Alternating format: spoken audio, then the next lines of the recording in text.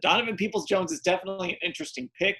This person says he never impressed him that much at Michigan, but that Michigan hasn't impressed that much as a whole under Jim Harbaugh for whatever reason. So the question here is, I'm hoping the Browns will give him a good look when the time comes.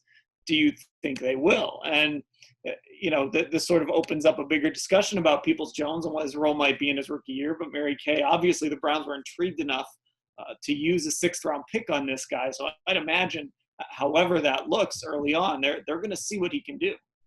Yeah, I've talked to some personnel folks, some scout types, and basically the feedback that I've been getting is that the sixth round was a good spot in which to take Donovan Peoples-Jones. That was about where he probably should have gone, even though we heard differently from Urban Meyer. And I know people are very, very excited about Donovan Peoples-Jones, but this is a guy that they took a flyer on.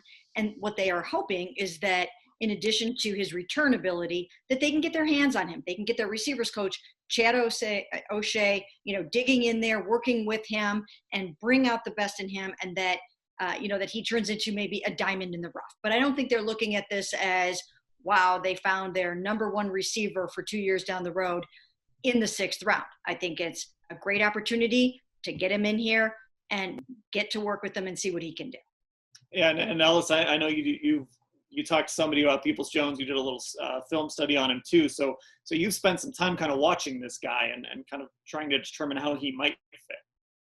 Right. So the book on Jones is all there. The athlete, go up and get the football, stuff like that. Two interesting things about him that I've recently learned on top of those conversations. One, read a little nugget about Shea Patterson. Someone was reviewing the 2016 recruiting class, so they would have been high school seniors, and putting where the quarterbacks were ranked. And Shea Patterson was actually the number one recruited quarterback out of high school, Michigan quarterback. And I don't follow college football too closely, but I remember him being a big get for Harbaugh there.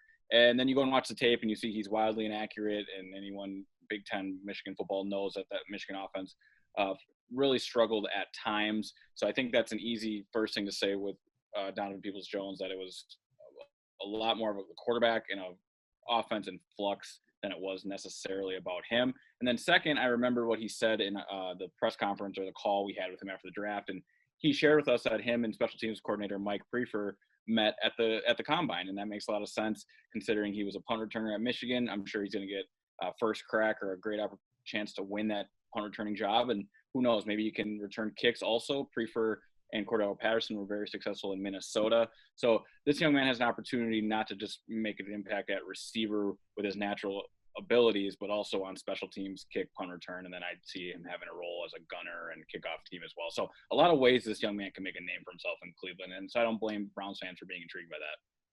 Yeah, I think that's sort of the way to start looking at him, right? Like, how does he fit on special teams? Because it's him and JoJo Natson right now as your likely return guys to maybe compete there. He's going to have to probably do some work as a gunner, like you said, Ellis.